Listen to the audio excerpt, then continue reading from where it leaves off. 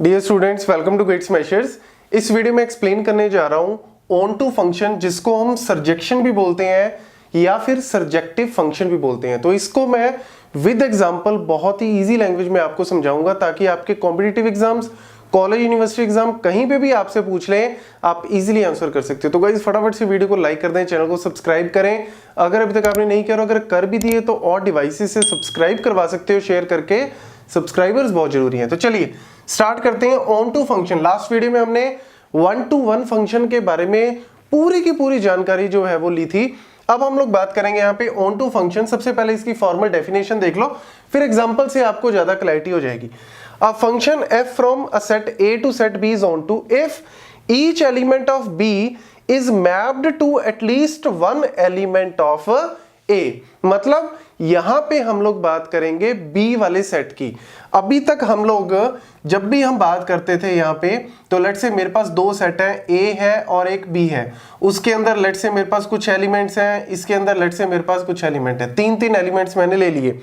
अब तक हमेशा हम बात करते थे लेफ्ट वाले की, कि लेफ्ट के सारे एलिमेंट्स जो है वो मैप्ड होने चाहिए बी वाले में। चाहे ये सारे एक से मैप कर दो, फंक्शन बन जाएगा।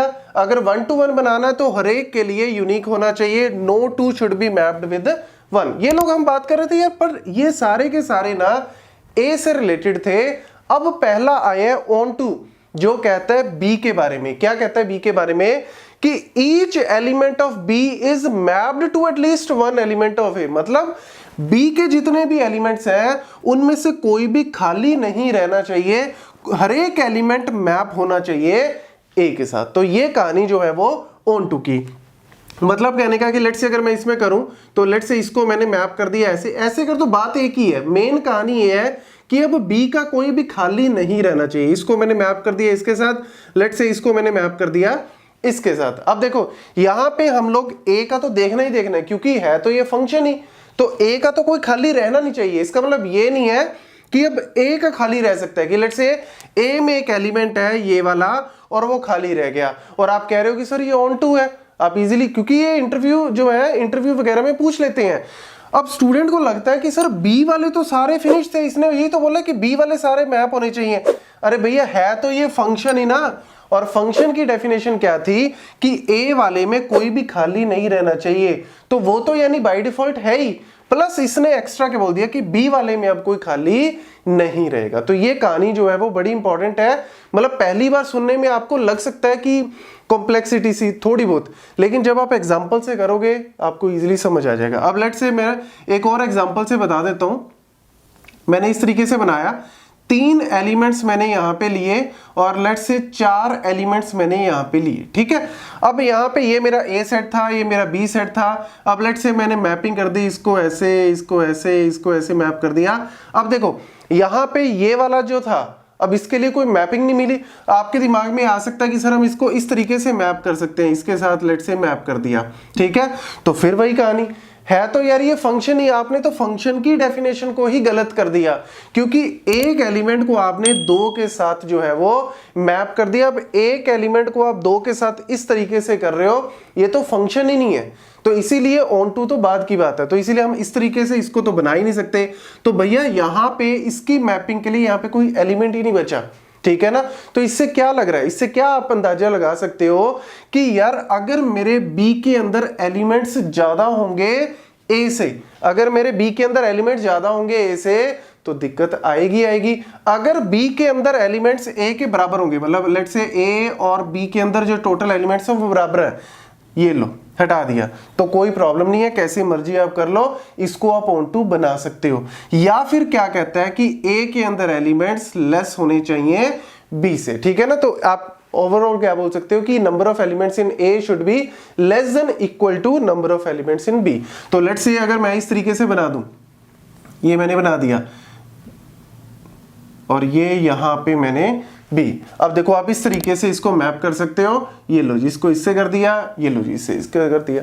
ठीक है, तो यानी इस केस में आप बोल सकते हो इसको नहीं, अभी भी आपको दिमाग में रखना है कि यार इसकी मैपिंग जो है वो होनी चाहिए, ये यहाँ पे कोई रहना नहीं चाहिए। तो लो जी ये हमने इस तरीके से बनाया, ये क्या बन गया आपका ऑन टू फंक्शन जो है वो बन गया। तो यानी ये पॉइंट नोट कर लेना, लेस देन इक्वल टू आप दोनों लिख सकते हो।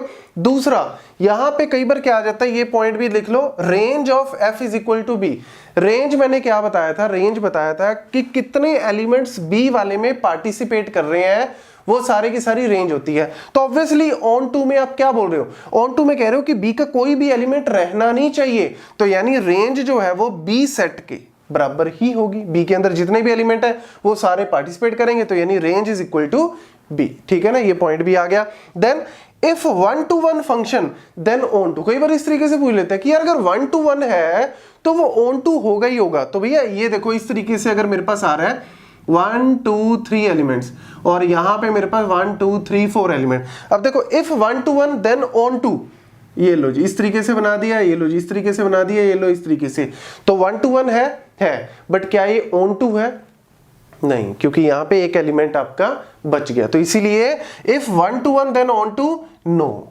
ठीक है, then if onto then 1 to 1, मतलब ये मे और मे नॉट भी है। बनाने को आप अगर इसको हटा दोगे तो आप बोल भी सकते हो, लेकिन अगर आप नेसेसरी या आप कह सकते हो कि इट इज ऑलवेज, ऑलवेज का ये कोई केस नहीं है, मैं ऑलवेज के पॉइंट ऑफ व्यू से आपको बता रहा हूं। Next, if onto then 1 to 1, तो लो जी if onto then 1 to 1, तो अगर मैंने इस तरीके से आपको यहां पे बना दिया, ये मैंने यहां पे बना दिया और लेट से यहां से मैंने इस तरीके से बना दिया, तो देखो ये वाला मेरे पास, या आप इसको इस तरीके से भी डिनोट कर सकते हो, ये तो आपका फंक्शन ही नहीं बनेगा, ऐसे ही आप बना सकते हो। लो जी, ठीक है, अब मैंने इस तरीके से यहां पे बना दिया, 3 एलिमेंट्स है, 2 एलिमेंट्स है और ये मैंने इस तरीके से मैपिंग कर दी। तो ये फंक्शन है यहां से 1 से 2 कहीं नहीं जा रहा। ये ऑन टू है, ऑन टू भी है, कोई एलिमेंट नहीं रहा बी में, सारे के सारे भर दिए, लेकिन 1 to 1 नहीं है। क्यों? 2 की मैपिंग 1 के साथ कर रहे हैं, तो 1 to 1 यहां पे गलत हो गया। तो ये भी अगर ऑलवेज की कंडीशन आपको दे दें, no, it is also what, wrong. Now how many onto functions if a is equal to b।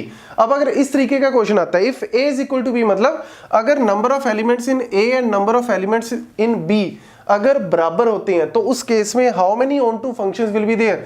Obviously अगर number of elements in a and b बराबर, मतलब अगर लेट्स से मेरे पास यहाँ पे 3 एलिमेंट्स हैं, यहाँ पे भी 3 एलिमेंट्स हैं, तो इसके पहले एलिमेंट के लिए अब हमें b को देखना है, तो इसके पहले एलिमेंट के लिए कितनी चॉइसेस आपके पास? n चॉइसेस हैं।